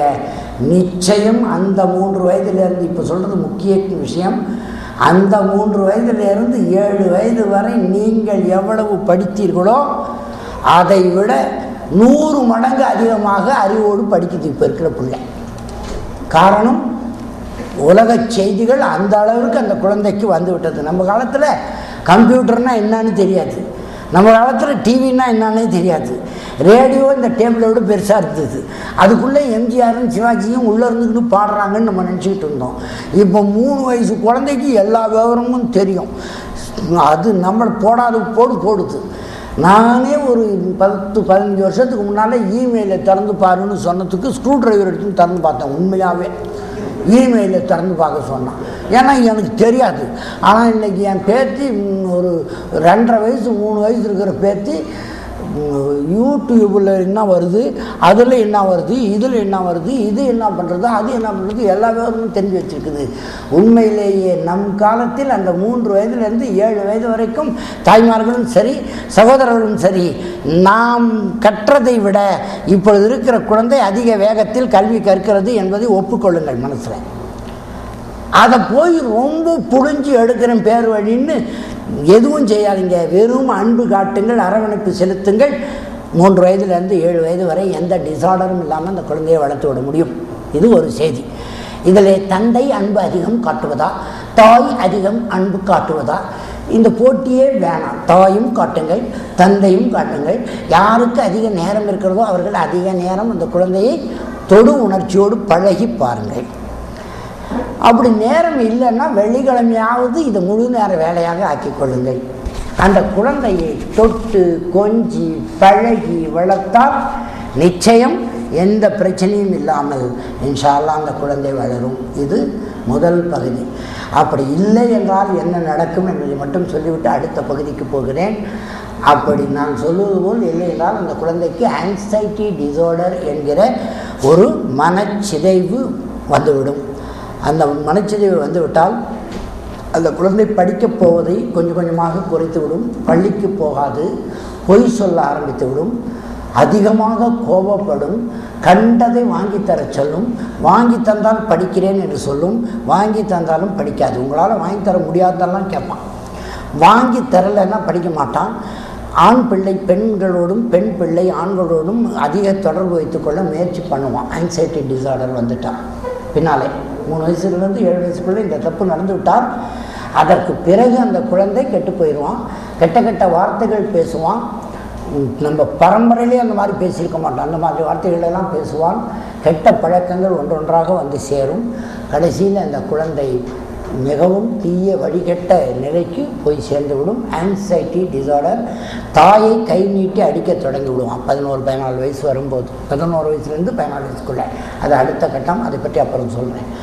ஆக இந்த ஆங்ஸைட்டி டிசார்டர் என்கிற மனச்சிதை வராமல் தடுக்க குழந்தைகளிடம் அன்பு காட்டுங்கள். பொய்யாக பழகாதீர்கள். குழந்தைகளிடத்தில் உண்மையே பேசுங்கள். வஞ்சகமாக நீங்கள் ஒருவருக்கொருவர் நடந்து அதன் குழந்தை முன்னிலையில் அப்படி நடந்து விடாதீர்கள். சில பேர் சொல்லுவாங்க, ஃபோன் வந்ததுன்னா குழந்தைகிட்ட சொல்லுவாங்க பொய் சொல்லக்கூடாது, பொய் சொன்னால் எனக்கு பிடிக்காதுன்னுவாங்க. அந்த குழந்தைகிட்டையே சொல்லுவாங்க ஃபோன் எதுனா வந்தேன் அப்படின்வாங்க. இந்த இரட்டை வேஷத்தை எல்லாம் நீங்கள் விளையாட்டாய் எடுத்துக்கொள்ளுகிறது குழந்தை என்று நினைக்காதீர்கள். அது உள்மனத்தில் பதிவு செய்து கொள்ளுகிறது. நீங்கள் அந்த குழந்தைக்கு நம்பிக்கையற்றவராக ஆகிவிடுவீர்கள். எனவே இந்த பகுதியை நான் ரொம்ப விரிவாக நீளமாக சொல்லிக் கொண்டிருக்கிறேன். உதவி அவர்கள் கூட சொன்னார், எவ்வளோ நேரம் பேசுவீங்கன்னாரு. அதெல்லாம் கட்டுப்பாடெல்லாம் இதுக்கு கிடையாது. எவ்வளோ நேரம் கேட்குறீங்களோ அவ்வளோ நேரம் பேச வேண்டிய விஷயம் இது. இல்லைன்னா இப்போதைக்கு பாதியில் நிறுத்திட்டு அப்புறம் இன்னொரு முறை இன்ஷா அல்லாஹ் வரும்போது மீதியை பேசிக்கலாம். அதுக்காக ஒரே விஷயத்தை சுருக்கி சுருக்கி புட்டு சின்னதாக சொல்கிறதுக்கு நான் தயாராக இல்லை. ஒரு விஷயமாவது முழுதாக பதிந்து விட்டால் போதும். 3 வயசு வரைக்கும்லேருந்து 7 வயசு வரைக்குமாவது ஒழுங்காக வளர்த்துருங்க. அப்புறம் 8-9 ஆனால் அப்புறம் பார்த்துக்கலாம், இன்னொரு தடவை கூட்டம் போட்டு. இது வரைக்குமாவது விரிவாக தெரிஞ்சுக்கிறது தான் சொல்கிறேன். அடுத்தது குழந்தைக்கு இப்பொழுது 3 வயதிலிருந்து 7 வயது என்று சொன்னேன். முக்கிய செய்தி 8, 9, 10 அந்த பகுதிகளில் இறை அருளாலே இன்ஷா அல்லாஹ் குணாகவே வளரும். அதற்கு நீங்கள் எந்த முயற்சியும் எடுக்க வேண்டியதில்லை. அந்த வயதுகளிலே சரியாக நீங்கள் 7 வயசு வரைக்கும் வளர்த்துட்டிங்கன்னா 8, 9, 10 சும்மா தூரமானா பார்த்து கொண்டே இருங்கள். அந்த குழந்தை பக்குவமாக வளரும். இந்த 7 வயசு வரைக்கும் நீங்கள் அது மனசை டிஸ்டர்ப் பண்ணாமல் இருந்தீங்கன்னா கட்டாயம் வளரும். ஒரே ஒரு தவறு நேர சந்தர்ப்பம் இருக்கிறது அந்த வயசில், அதாவது 8, 9, 10 இந்த பள்ளிக்கூடத்து ஆசிரியர்கள் சில பேர் தவறுதலாக நடந்து கொண்டால் அந்த குழந்தை இடத்துல, அதாவது இந்த கோ எஜுகேஷன் பள்ளியிலே படிக்க வைப்பதை நீங்கள் எப்படி நினைப்பீர்களோ எனக்கு தெரியலை. தயவு செய்து அது தவிர்க்கப்பட வேண்டும் குழந்தைகளுக்கு. அது நீங்கள் எப்படி எடுத்துக்குவீங்கன்னு தெரியலை, எனக்கு தெரியாது. ஏன்னா இன்றைக்கி அது பெரிய பெருமையாக கருதி நம்ம நாட்டில் ரொம்ப டூ மச் இல்லை 3 மச் ஆகிப்போச்சு. அது கோ எஜுகேஷன் ஸ்கூலில் படித்தா தான் அதுக்கு அது தெரியுமா இது தெரியுமா, தெரிய வேண்டாதெல்லாம் தெரிஞ்சிருங்க. அது படிக்கக்கூடாதுங்க. ஏன்னா அங்கே இருக்கிற ஆசிரியர் மாதிரியே ஒழுங்காக இருக்க மாட்டாங்க. தயவுசெய்து புரிஞ்சுக்கங்க. நான் யாரையும் குறை சொல்கிறதுக்கு சொல்லலை. மனித உணர்வு, மனித மனம் எப்பொழுதும் இச்சையின் பால் போகக்கூடியது.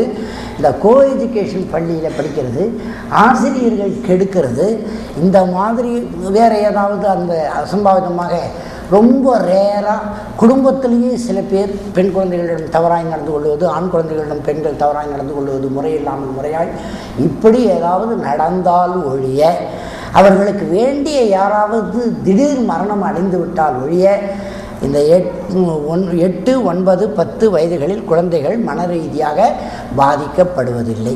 அவர்களை நல்லா செல்லம் கொஞ்சி நிம்மதியாக வளர்க்கலாம். நீங்கள் அவர்களை எந்த தவற்றின் பக்கமும் போய்விட முடியாது, போய்விட மாட்டார்கள். நல்லா படிப்பாங்க. அதை பற்றி நீங்கள் கவலைப்படாதீங்க. படிக்க வேண்டிய அவசியத்தை மட்டும் வலியுறுத்துங்கள். படித்தாங்க நல்லா இருக்கலாம், படிக்கலைன்னா கெட்டு போயிடுவேன், நிறைய மதிப்பெண் எடுத்தால் நல்லது என்று மட்டும் வழிமுறைகளை காட்டுங்கள். படிக்க வச்சிங்கன்னா நல்லா படிப்பாங்க. எல்லா பண்பும் ஒழுக்கமும் உங்களிடமிருந்து குழந்தைகள் இமிட்டேட் பண்ணுதுன்னு தெரிஞ்சுக்கங்க. அது எங்கேருந்தோ கொண்டு வருவதில்லை, உங்களை பார்த்துத்தான் அது இமிட்டேட் பண்ணுது. நீங்கள் உண்மையானவராக இருந்தால் குழந்தை உண்மையானதாக இருக்கும். நீங்கள் நன்மையை நாடுகிறவர்களாக இருந்தால் குழந்தை நன்மையை நாடும். நீங்கள் இறைபக்தி உள்ளவராக இருந்தால் குழந்தை இறைபக்தி உள்ளதாக இருக்கும். நீங்கள் ஒருவருக்கு ஒருவர் உண்மையான நேசம் உரியவராக இருந்தால் அந்த குழந்தை உங்களிடம் நேசம் காட்டும். அதை விட்டுட்டு நீங்களே வஞ்சகர்களாக இருந்து கொண்டு, பொய்யர்களாக இருந்து கொண்டு, ஒருவரை ஒருவர் ஏசிக்கொண்டு பேசிக்கொண்டு அந்த குழந்தை மட்டும் அப்படியே நல்லா இருக்கணும் பிரிஜிடேட்டரில் வச்சு நினைக்காதீங்க. 3 வயதிலிருந்து 7 வயது வரை ப்ரோன் பீரியட் என்று சொன்னேன். 8, 9, 10 சாதாரண பருவம். அந்த பருவத்தில் எந்த பிரச்சனையும் வருவதில்லை. மறுபடியும் பயங்கரமான ஒரு பருவம் வருகிறது. 11 to 14 வயது வரை குழந்தைகள். அது பாதிப்புக்கு எளிதாய் ஆளாகி விடுகிற ஒரு பருவம். கவனியுங்கள், 11 வயதிலிருந்து 14 வயது வரை அந்த குழந்தையை ரொம்ப ரொம்ப கவனமாக வளர்க்க வேண்டும். எப்படி வளர்க்க வேண்டும் என்றால், அப்பொழுதுதான் நீங்கள் கொஞ்சம் கண்டித்து வளர்க்க வேண்டும். தண்டித்து வளர்க்கக்கூடாது, கண்டித்து வளர்க்க வேண்டும். அந்த குழந்தை பார்க்கத்தகாததை பார்க்கக்கூடாது, கேட்கத்தகாததை கேட்கக்கூடாது, நுகரத்தகாததை நுகரக்கூடாது, சுவைக்கத்தகாததை சுவைக்கக்கூடாது, தொற்றுணரத்தகாததை தொற்றுணரக்கூடாது. கூடுமானவரை தாய் தந்தையை விட்டு பிரிந்து அல்லது தாத்தா பாட்டி ஆகியவர்கள் தவிர வேறு யாரோடும் அறிமுகம் இல்லாத இடங்களில், அப்புறம் ஹாஸ்டலில் வைக்கிறேன் ஹாஸ்டலில் வைக்கிறேன்னெல்லாம் அந்த வயதில் வைக்கக்கூடாதுங்க. 11 வயதிலிருந்து 14 வயதில் அந்த குழந்தைக்கு பாதிப்பு வருவதற்கு என்ன பாதிப்பு வரும் என்றால், எப்படி ஒரு தொற்று நோய் கிருமிகள் உடம்பில் ஏற்கனவே பலவீனமான நோய் எதிர்ப்பு சக்தி பலவீனமாக இருக்கிற அணுக்கள் இருந்தால், தொற்று நோய் கிருமி அந்த பக்கம் எங்கன்னா ட்ராவல் பண்ணால் கூட இழுத்து பிடிச்சி வச்சுக்கும் உடம்பு. அதுபோல் அந்த வயதிலே தவறான விஷயங்கள் சுற்றி சுற்றி நடந்தால் குழந்தைகள் பிடித்து வைத்துக் கொள்வது எளிமையாகிவிடும். அதற்கு போதுமான காரணங்கள் வீட்டிலேயே வந்துவிடும். நம்ம வீட்டிலேயே என்னை எங்கள் அம்மா கவனிக்கிறது இல்லை, என் மேலே அம்மா அன்பு காட்டுறதில்லை, இன்னொரு குழந்தை பெற்றிருக்கிறாங்க அந்த குழந்தைய தான் கவனிக்கிறாங்க, என்னை கவனிக்கிறது இல்லை, எப்போ பார்த்தாலும் என்னை உதாசீனப்படுத்துகிறாங்க, அப்புறம் அன்பே காட்ட மாட்டேன்றாங்க, அப்பா எதுவும் எனக்காக செய்ய மாட்டேங்கிறாரு, அப்படி இப்படிங்கிற எண்ணம் அந்த குழந்தைக்கு வருகிற பருவம் அது. அப்படி வந்துருச்சுன்னா அந்த அன்பை பெறுவதற்கு அது மிக தவறான வழிகளை தெரிவு செய்து கொள்வது ரொம்ப எளிதாகிவிடும்.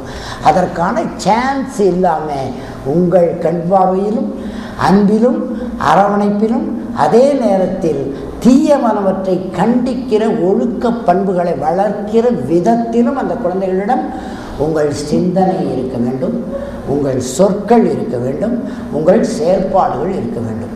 பெற்றோர்கள் அதில் கூடிய கவனம் செலுத்த வேண்டும். அந்த வயசில் பெண் குழந்தையாக இருந்தாலும் சரி, ஆண் குழந்தையாக இருந்தாலும் சரி, வெரி ப்ரோன்னா தெரியுது இல்லையா, எந்த நிமிடத்திலும் அந்த கிருமிகள் வந்து அடைந்துவிடும். அந்த அளவிற்கு அந்த 11 வயதிலிருந்து 14 வயது வரை குழந்தைகள் பாதுகாப்பு வளையத்துக்கு வெளியே இருக்கிறார்கள். அப்படி வந்துவிட்டால் ஆண் குழந்தைகளுக்கு மூட் டிசார்டர், பெண் குழந்தைகளுக்கு OCD வந்துவிடும். அது மட்டும் இல்லை, ட்ரமாட்டிக் ஸ்ட்ரெஸ் டிசார்டர் வரும். சில குழந்தைகளுக்கு ஸ்கிசோப்ரேனியா என்கிற மனச்சிதைவு இருக்கிறதுலேயே பெரிய ராஜவியாதி அது. அதெல்லாம் வருவதற்கு வாய்ப்பு இருக்கிறது. அது என்னங்கிறத கடைசியாக சுருக்கமாக சொல்லுகிறேன். அந்த நோய்கள், அதாவது அந்த டிசார்டர் வராமல் பாதுகாக்க வேண்டுமென்றால் குழந்தைகளை 11 வயதிலிருந்து 14 வயது வரை தீமையின் பக்கம் அவர்கள் போய்விடாமல் அவர்களை தற்பாதுகாப்பு செய்வதிலே கூடிய கவனம் செலுத்துங்கள். படிக்கிறதெல்லாம் உற்சாகப்படுத்துங்கள். ஒரு பாடத்தில் 45 மதிப்பெண் எடுக்குது, ஒரு பாடத்தில் 90 மதிப்பெண் எடுக்குதுன்னா எடுத்த எடுப்பில் 45 மதிப்பெண்ணை பிடிச்சிக்கிட்டு 45 மார்க் தானா, இதுக்கு தான் உன்னை கஷ்டப்பட்டு படிக்க வச்சானா அப்படின்லாம் திட்டக்கூடாது. முதல்ல 90 மார்க்குக்கு பாராட்டுங்க, அப்புறம் 75 கொஞ்சம் கண்டிங்க, அப்புறம் 60 கொஞ்சம் இன்னும் கொஞ்சம் கண்டிங்க, 45 மார்க்குக்கு நல்லா தீட்டுங்க. அப்போ அவன் அதை தப்பாக எடுத்துக்காது, அந்த குழந்தை தப்பாக எடுக்காது. நீ 90 மார்க்கு பாராட்ட மாட்டேன், 95 மார்க்கு பாராட்ட மாட்டேன், 45 மார்க்கு மட்டும் வல்லுன்னு விடுவேன்னா அந்த குழந்தையாலே மனசு உடைஞ்சி போயிடும். உன்னிடம் எனக்கு எந்த பாதுகாப்பும் இல்லை, உன்னிடம் எனக்கு எந்த நியாயமும் நீதியும் கிடைக்காது என்று அந்த குழந்தை மனத்தில் முடிவு செய்துவிடும். இன்னொரு விஷயம், எங்கள் தம்பி பையனை பற்றியா, உங்கள் அத்தை மகளை பற்றியா, அது எப்படி படிக்குது, இது எப்படி படிக்குது, அவங்க எப்படி படிக்கிறாங்க, மேல் வீட்டுக்காரர் எப்படி படிக்குது, நீ படிக்கலையே என்று 11 வயசுலேருந்து 14 வயசு வரைக்கும் தயவுசெய்து கண்டிக்காதீர்கள். அப்படி சொல்ல சொல்ல மன முறிவு ஏற்பட்டு மனச்சிதைவு ஏற்பட்டுவிடும். கவனமாக இருங்கள். இப்போ 11லேருந்து 14 வயசு வரைக்கும் சொன்னேன்.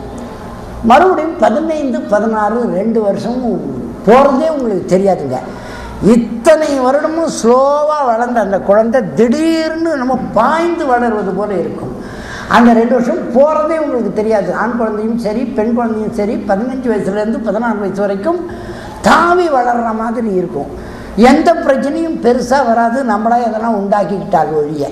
15 வயசு 16 வயசு அந்த காலகட்டத்தில் நீங்கள் எப்படி வளர்க்க வேண்டும் குழந்தையை என்றால், மீண்டும் அந்த சின்ன குழந்தையாக இருக்கும்போது கவனம் செலுத்தினீர்கள் இல்லையா, அந்த மாதிரி ரொம்ப அன்பு காட்டி அரவணைச்சி வளர்த்தா போதும். அதுக்கு கண்டிக்கவோ குறை கண்டுபிடிக்கவோ அதை திருத்த முயற்சிக்கவோ வேண்டியதில்லை. 15, 16 வயசுல இதில் 1, 2 குழந்தைகள் விதி விலக்காக இருக்கலாம். பெரும்பாலான குழந்தைகளை பற்றி பேசுகிறேன். கவலையற்று நிம்மதியாக நீங்கள் இருக்கலாம். 15, 16 வயசில் குழந்தை. சினிமா பார்க்க விடாதீங்க, டிவி நிறைய பார்க்க விடாதீங்க, தவறான விஷயங்கள் பத்திரிகைகளில் படிக்கிறதுக்கு அனுமதிக்காதீங்க. வீடியோ கேம் அப்புறம் இந்த நெட்டு பார்க்குற பேர் வழின்னு தவறான விஷயங்களை பார்க்குறதுக்கு எந்த வாய்ப்பையும் உண்டாக்காதீங்க. இதில் மட்டும் நீங்கள் குறியாகவும் கவனமாகவும் இருந்து விட்டால் போதும். அதுக்கு மேலே நீங்கள் ஒன்றும் ரொம்ப அலட்டி கொள்ள வேண்டியதில்லை. அந்த குழந்தை சிறப்பாக வளர்ந்துவிடும். முக்கிய பகுதிக்கு வருகிறேன். ஒரு 10 நிமிஷம் பேசலாமா?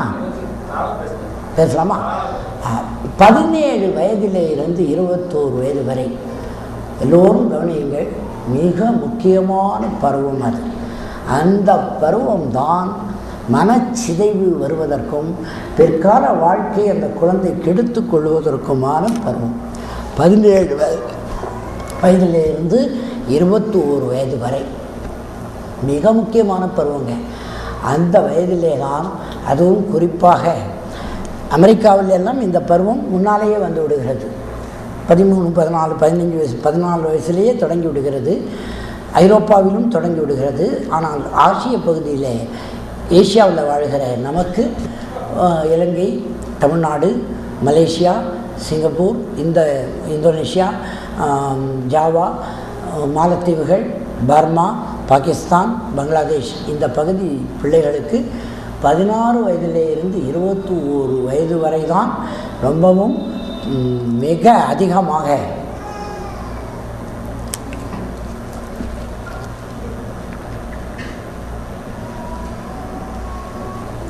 தாக்குதல் ஏற்படுகிற பருவம். கவனியுங்கள், என்னென்ன நடக்கும் என்பதை சொல்லுகிறேன். யாரும் பயமுறுத்துறேன்னு நினைக்காதீங்க. தற்பாதுகாப்புக்காக வழி சொல்லுகிறேன். அந்த குழந்தை அந்த சமயங்களிலே ஆண் குழந்தை பெண் குழந்தைகளோடு, அது பெண் குழந்தை அல்லது மூத்தவர்களோடு அந்த விஷயங்களை, பாலுணர்ச்சி விஷயங்களை தெரிந்து கொள்ள ரொம்ப ரொம்ப தவிப்பாய் உள்மனம் தவிக்கும். அதே போல் பெண் குழந்தைகளுக்கு அதுக்கு காதல், கத்திரிக்காய், இந்த சினிமாவில் காட்டுறது, அது வெங்காயம், வெள்ளைப்பூண்டு, அப்புறம் அதுக்கான விஷயங்களை படிக்கிறது என்பதெல்லாம் தயவு செய்து அந்த குழந்தைகளை தவிர்க்க வேண்டும். பட்டிமன்றம் நடத்துறது, காதல் சிறந்தது தானேன்றது. இந்த கவிஞர்கள்னு ஒரு குரூப் இருக்குது, அவங்கள தூக்கி கடலில் போட்டு மறைச்சிட்டா தப்பே இல்லை. இந்த கவிஞர்கள்னு இருக்கிறாங்களே அவங்கள.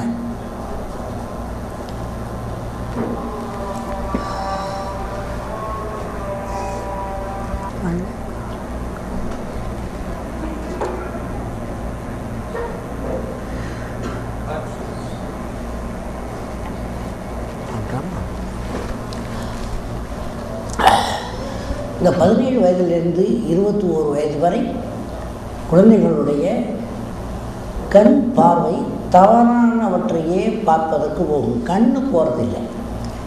சைக்கலாஜிக்கலாக ஒரு விஷயத்தை சொல்லிவிட வேண்டும். நாம் கண்களால் பார்க்கிறோம் என்பது உண்மை அல்ல. இப்போ நான் கண்களால் பார்ப்பதில்லை, கண்ணாடியால் பார்க்கிறேன். ஆனால் கண்ணாடியை எடுத்து பார்த்தா உங்களுக்கு தெரியும், கண்ணாடியை நீங்கள் தான் பார்க்கலாம், கண்ணாடி பார்க்காது. கண்ணாடி பார்க்காது. அதே போல தான் கண் என்ற உறுப்பு, அது பார்ப்பதில்லை. கண் வழியே மனம் பார்க்கிறது. அதான் உண்மை. கண் வழியே மனம்தான் பார்க்கிறது, காது வழியே மனம்தான் கேட்கிறது, மூக்கு வழியே மனம்தான் நுகர்கிறது, நாக்கு வழியே மனம்தான் சுவைக்கிறது, கைகால்கள் வழியே மனம்தான் தொட்டு உணர்கிறது. இதுதான் உண்மை. இப்பொழுது அந்த வயதில் குழந்தைகளுக்கு என்ன நடக்கும் என்றால், மனம் தகாதவற்றை பார்ப்பதற்கு அதிகமான கவனம் செலுத்தும், தூண்டப்படும். இயற்கையாக இச்சையின் பக்கம் தூண்டப்படுகிற பருவம் அது.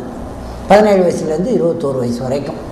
இதில் விதிவிலக்கு இருக்காதா? நல்லா வளர்க்கப்பட்ட பிள்ளை எப்படி இருக்கும் அப்படின்னு கேட்டால், என்ன வளர்த்தாலும் சான்ஸ் கிடைச்சா தப்பு பண்ணிடலாம்.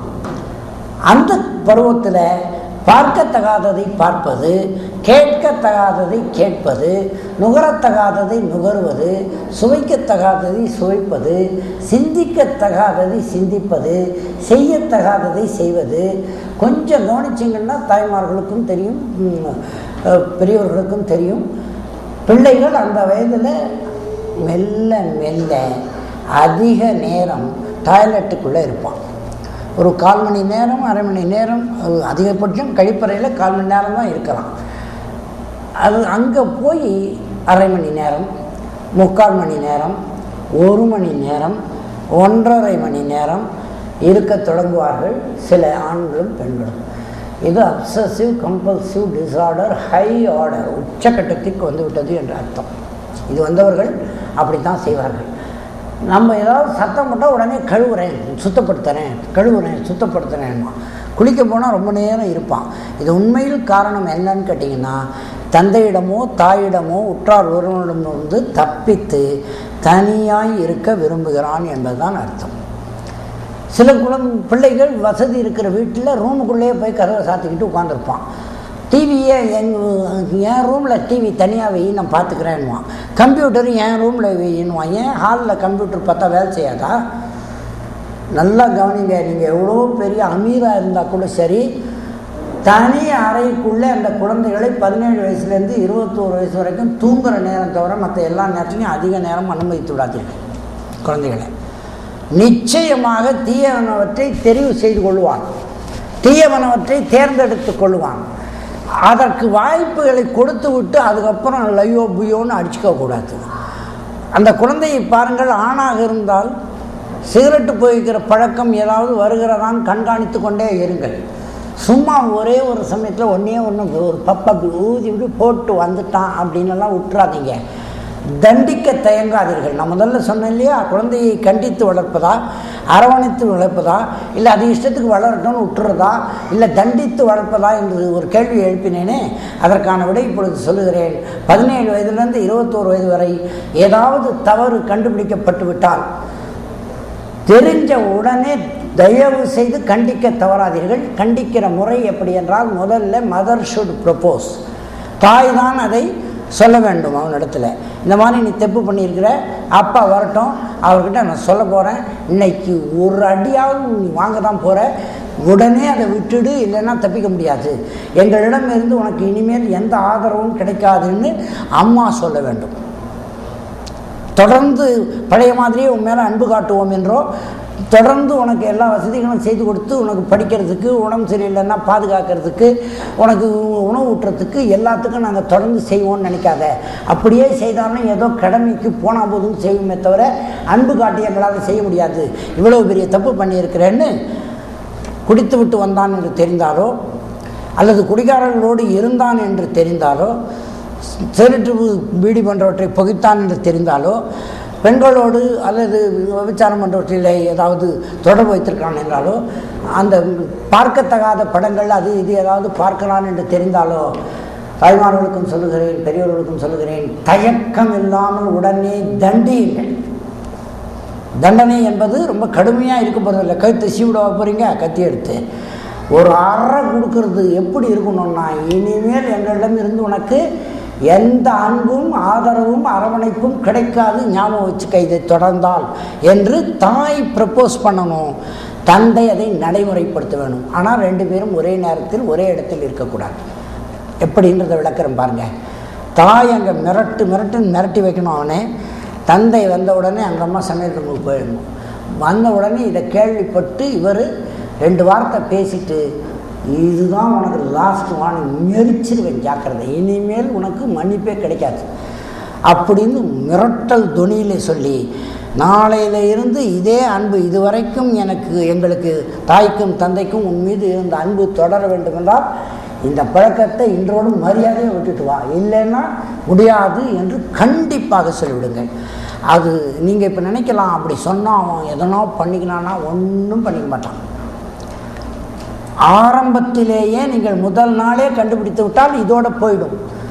அப்போ விட்டுட்டீங்கன்னா, கவனிக்காத மாதிரி நீங்கள் இருந்துட்டீங்கன்னா, போதுமான அளவுக்கு தண்டனை கிடைக்கலன்னு தெரிஞ்சால் அடுத்த வாரமே வீட்டிலையே சிகரெட் பாக்கெட்டை கொண்டாந்து வைப்பான்.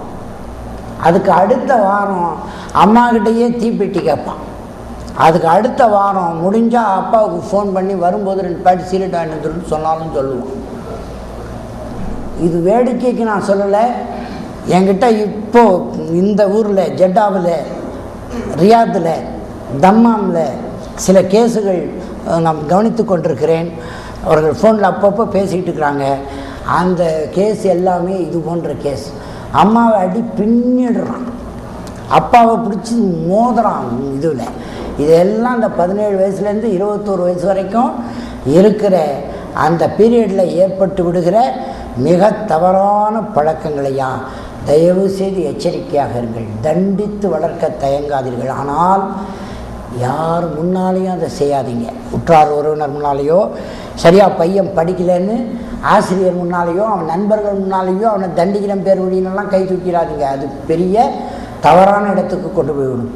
எப்பொழுதுமே பாராட்டுவதை பலர் முன்னிலையில் செய்யுங்கள். குழந்தைகளுக்கு கண்டிப்பது, கம்ப்ளைண்ட் பண்ணுறதுலாம் சில அம்மா அப்பாங்க என்கிட்ட வராங்க, அந்த குழந்தைய வச்சுக்கிட்டே என்கிட்ட நீளம் கேஸ் படிக்கிறாங்க. அவன் அப்படி செய்கிறான், இப்படி செய்கிறான், இப்படி செய்கிறான். முதல்ல உனக்கு தான்மா ட்ரீட்மெண்ட் தரணும், அவனுக்கு அப்புறம் தரேன்னு வேணாம். இதை செய்யவே கூடாதுங்க. அந்த பிள்ளையை வைத்து கொண்டு குறை சொல்லக்கூடாது யார் முன்னாலேயும். அது யாராக இருந்தாலும் சொல்லாதீர்கள். தாய் தந்தையிடம் குறை சொல்லும்போது கூட பிள்ளையை வைத்து கொண்டு சொல்லக்கூடாது. இன்னொரு நபர் முன்னால் சொல்லவே கூடாதுங்க. யாராக இருந்தாலும் அந்த அவன் நண்பர்களை வைத்து கொண்டு சொல்லக்கூடாது. எப்படி சொல்ல வேண்டும் என்றால், பாராட்ட வேண்டியதை பலர் முன்னால் பாராட்டுங்கள். அவனை குறை கண்டுபிடித்தால் தனியாக உட்கார வச்சு குறை சொல்லுங்கள். குறை சொல்லும் பொழுது தாய்மார்களுக்கு சொல்லுகிறேன், ஆண் பிள்ளையாக இருந்தால் தொட்டு பேசுங்கள். அவன் எந்த வயசுக்காரனாக இருந்தாலும் உங்கள் பிள்ளை தான். தொட்டு சொல்லுங்கள், இதைப்பா இது சரியில்லைப்பா, சரியில்லை அப்படின்னு சொல்லுங்கள். உடனே அந்த உடல் ஸ்பரிசம் மூலம் நீங்கள் பெற்றெடுத்த அந்த பிள்ளைக்கு, தாய் தான் செய்யணும் இதை, வேறு யாரும் இல்லை, அந்த பெற்றெடுத்த பிள்ளைக்கு கருவில் சுமந்த உங்களுடைய அந்த ஜெனட்டிக்கல் எஃபெக்ட், வைப்ரேஷன் அந்த குழந்தையை போய் தாக்கும். நிச்சயமாக மனத்தில் திருத்தம் ஏற்பட்டுவிடும். அதே மாதிரி தந்தை சொல்லும்போது தோளில் கை போட்டுன்னு சொல்லலாம், இல்லைன்னா எதிர்க்க உட்காந்து கண்ணை பார்த்து கண்டியுங்கள். கண்ணை நேராக பார்த்து அப்படி பார்த்து பேசுங்க தந்தை. ஆனால் தனியாக செய்யுங்க, யார் முன்னாலும் செய்யாதுங்க. இது 17 வயசுலேருந்து 21 வயசு. இப்படியெல்லாம் நீங்கள் சரியாக வளர்த்தால் குழந்தை நல்ல விதமாக வளரும். அப்படி இல்லை என்றால் முதல்ல சொன்ன பாருங்க, ஆங்ஸைட்டி டிஸார்டர் அதை பற்றி விளக்கி சொல்லிட்டேன். ஓசிடி அப்சசிவ் கம்பல்சிவ் டிஸார்டரை விளக்கி சொன்னேன். மூட் டிஸார்டர் என்று ஒன்று வரும். தன்னைத்தானே குறை சொல்லிக் கொள்ளுவான், எதிலும் வெற்றி பெற மாட்டான், சுறுசுறுப்பாக இருக்க மாட்டான், சோம்பலாகவே இருப்பான். அந்த ஆணாக இருந்தாலும் பெண்ணாக இருந்தாலும் அன்பாக இருக்காத அந்த பிள்ளை ஆத்திரப்பட்டு கொண்டே இருக்கும், கோபப்பட்டு கொண்டே இருக்கும். இதெல்லாம் மூட் டிஸார்டர். அடுத்தது கடைசியில் தற்கொலை செய்து கொள்ளக்கூட முயற்சிக்கலாம். ட்ரமாட்டிக் டிஸார்டர் என்று ஒன்று உண்டு.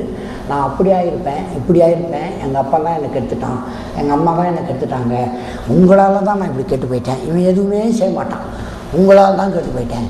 8வது ஃபெயில் ஆகிருப்பான் 3 தடவை, ஓ லெவலுக்கு பாஸ் பண்ணியே இருக்க மாட்டான். ஆனால் நான் டாக்டர் ஆகிருப்பேன், எங்கள் அப்பா நீ தான் கெட்டுட்டேன், உன்னால் தான் நான் கெட்டு போயிட்டேன், அம்மாவால் தான் கெட்டு போயிட்டேன்னு சும்மா குறை சொல்லிட்டு இருப்பான். இப்போ நான் சொன்ன மாதிரி வளர்ப்பு முறையில் தவறு நேர்ந்து விட்டால் இப்படியான டிஸார்டர் வந்துவிடும். இது ட்ரமாட்டிக் ஸ்ட்ரெஸ் டிஸார்டர்.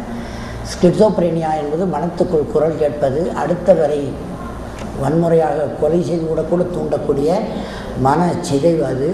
அது வரக்கூடாது, எதிரிக்கு கூட வரக்கூடாது. வந்துவிட்டால் காப்பாற்றுவது ரொம்ப கடினம். ஆனால் சைக்கலாஜிக்கல் ட்ரீட்மெண்ட் இருக்கிறது.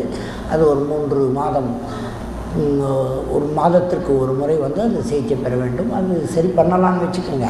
இருந்தாலும் இந்த தொல்லைகள் எதுவும் இல்லாமல் குழந்தைகள் வளர வேண்டும் என்றால் நான் சொன்ன முறைகளை பின்பற்றி வளர்ப்பது நல்லது என்ற செய்தியோடு நான் நிறைவு செய்கிறேன்.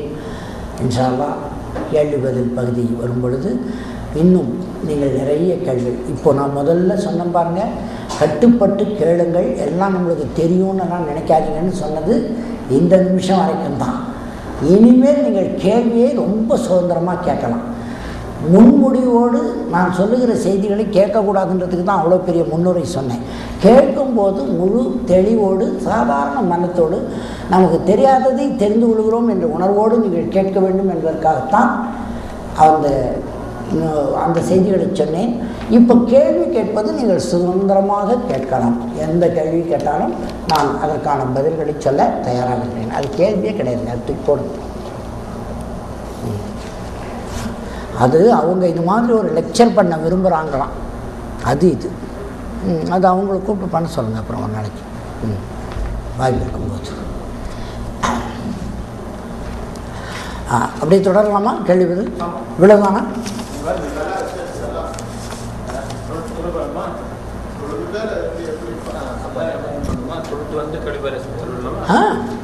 நீங்கள் முடிவு பண்ணுங்க. என்ன கேட்க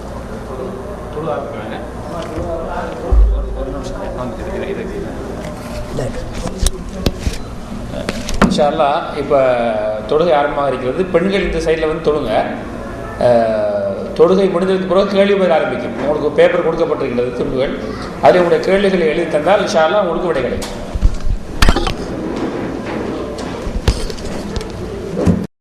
நான் முன்னமே சொன்னது போல அந்த செய்திகளை கொஞ்சம் நீங்கள் சரியாக உள்வாங்கிக் கொள்ள வேண்டும் என்பதற்காக சில நிபந்தனைகளோடு சொன்னேன்.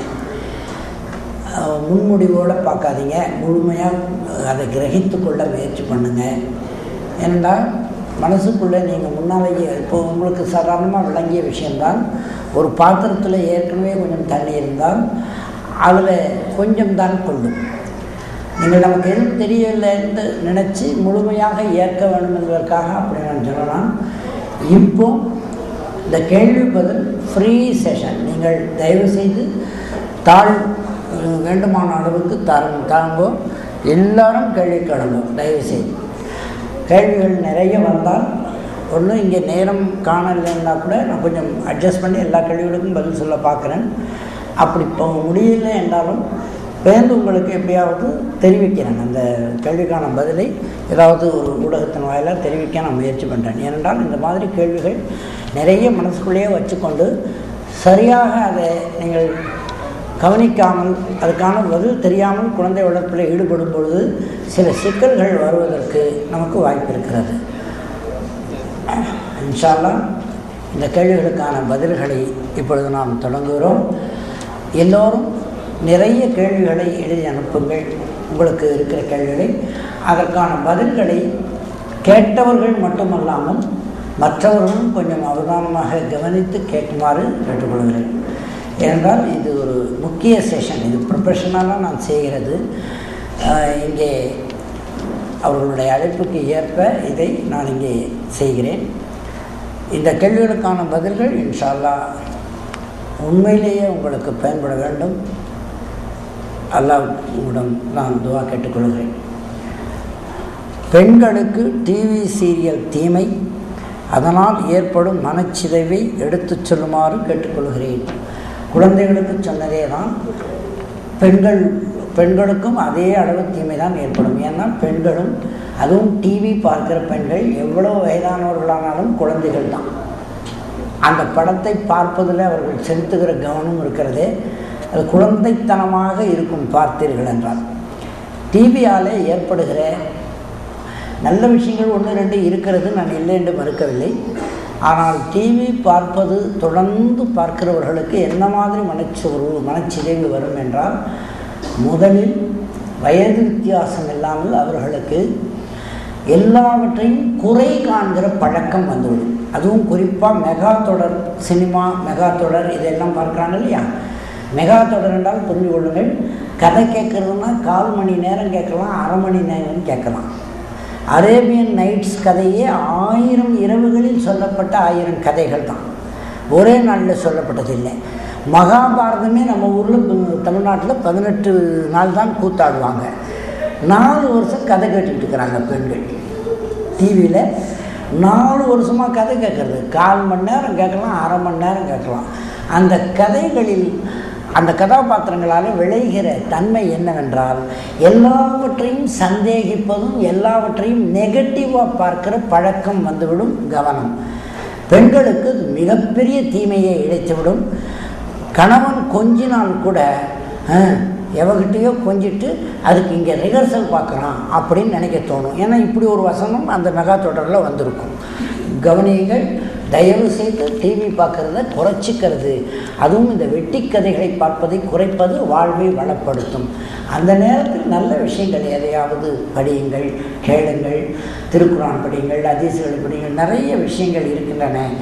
வாழ்க்கையை உயர்த்துவதற்கு உலகத்தில் எவ்வளவோ செய்திகள் இருக்கிறது. டிவி பார்க்கறதை தவிர்த்து கொள்வது பெண்களுக்கு நல்லது. என்ன டிசார்டர் வரும்னா நெகட்டிவ் மூட் டிசார்டர் வந்துவிடும். அவர்கள் வாழ்க்கையில் எதுக்குமே பயன்பட மாட்டாங்க, எல்லாத்தையும் சந்தேகித்து சண்டை போட்டுக்கொண்டே இருப்பாங்க. படிப்பில் ஆர்வமின்மை, சோம்பல், அதிக உறக்கம், அதிக பசி. காரணம் என்ன? வயது 15. மனப்பயம் காரணமாக இருக்குமா என்று அவர்களே ஒரு பதிலையும் போட்டிருக்கிறார்கள். படிப்பில் ஆர்வம் இன்மை, சோம்பல், அதிக உறக்கம், அதிக பசி. மீண்டும் சொல்லுகிறேன், கவனித்தால் உங்களுக்கே இந்த கேள்வியிலேயே விட இருப்பது தெரியும். படிப்பில் ஆர்வம் இன்மை, சோம்பல், அதிக உறக்கம், அதிக பசி. காரணம் என்ன அப்படின்னு கேட்டால், இது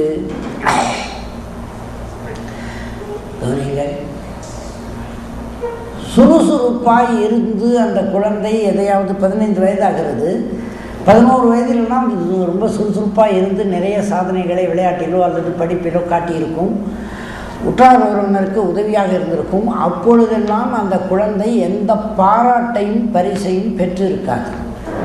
அதை யாரும் கணக்கில் எடுத்திருக்க மாட்டாங்க. அது ரொம்ப சுறுசுறுப்பாக இருந்தபோது கணக்கில் எடுத்து அதை அதாவது ஊக்கப்படுத்தி அதை பாராட்டி தட்டி கொடுத்துருக்க மாட்டீர்கள். அது எந்த வெற்றி பெற்று வந்தாலும், கிரிக்கெட்டில் இன்றைக்கி ரொம்ப நல்லா ஆடினேன், ஸ்கூல் டீச்சர்ஸ் எல்லாம் ரொம்ப பாராட்டினேன், அது என்ன அப்படின்றது. இந்த மாதிரி பாராட்டுக்கள் இல்லாமல் வளர்க்கப்படுகிற குழந்தை படிப்பில் ஆர்வம் குறைந்துவிடும். சோம்பல் அதிகமாவதற்கு காரணம், அதில் உடல் நலத்தில் ஏதாவது கோளாறு இருக்கிறதா என்று பார்க்க வேண்டும். அப்படி இல்லை என்றால் அது மனத்தில் நம்ம என்ன சுறுசுறுப்பாக செய்து என்ன பெரிய பெருமை வரப்போகுது, ஒரு பிரயோஜனமும் இல்லைங்கிற மனக்காரணம் இருக்கலாம். 3வது, உறக்கம் அதிகமாக உறங்குகிறது என்றால் வேறு எந்த வேலை செய்தாலும் நமக்கு எந்த பயனும் இல்லை, படித்து முன்னுக்கு வந்தாலும் ஒரு பிரயோஜனமும் இல்லை, இவர்கள் போதுமான அளவுக்கு நம்ம மேலே அன்பு காட்ட மாட்டார்கள் என்று அந்த குழந்தை நினைத்தால், அதாவது பாராட்டு கிடைக்காது. படிக்கவில்லை என்றால் இவர்களால் நமக்கு தண்டிக்கவும் முடியாது, பாராட்டவும் மாட்டாங்க, தண்டனையும் கொடுக்க மாட்டாங்க. அப்புறம் என்னத்துக்கு அதை விட தூங்குனா நல்லது அப்படின்னு முடிவு பண்ணிடுறது அந்த பிள்ளை. அதிக பசி எடுப்பதற்கு காரணம் ஒழுங்காக அதாவது உடல் நலத்தில் ஏதாவது ஒரு கோளாறு இருக்கலாம். அதிக பசியெல்லாம் எடுக்கக்கூடாது. அது புளுமியா நெர்வோசா என்கிற ஒரு சிதை, அது உடல் கோளாறு ஏதாவது இருக்கலாம். அதை சரி பண்ண வேண்டும். இல்லைன்னா ஒபிசிட்டி வந்துடும். அதிக பசி எடுத்து சாப்பிட்டா துண்டாக நடந்துக்கிட்டு ஒரு வேலை ஆக மொத்தத்தில் அந்த பிள்ளை அன்பில்லாமல் வளர்க்கப்படுகிறது, ஊக்கப்படுத்தப்படவில்லை, பாராட்டப்படவில்லை. சில சமயம் பெற்றோர் பாராட்டினாலும் இந்த பள்ளிக்கூடத்தில் வாத்தியாருங்க சில பல காரணத்துக்காக அவங்களுக்கு பிடிச்சவங்களை பாராட்டுவாங்க, பிடிக்காத பிள்ளைகளை பாராட்ட மாட்டாங்க. அப்படி ஏதாவது தொல்லைகள் இருக்கலாம். எப்படியும் இந்த குழந்தைக்கு அப்படியே ஒரு மன நெருக்கடி இருக்கும் என்று நீங்கள் கருதினால் மனோதத்துவ சிகிச்சையாளரிடம் தொடர்பு கொண்டு அந்த குழந்தையை காட்டுவது நல்லது.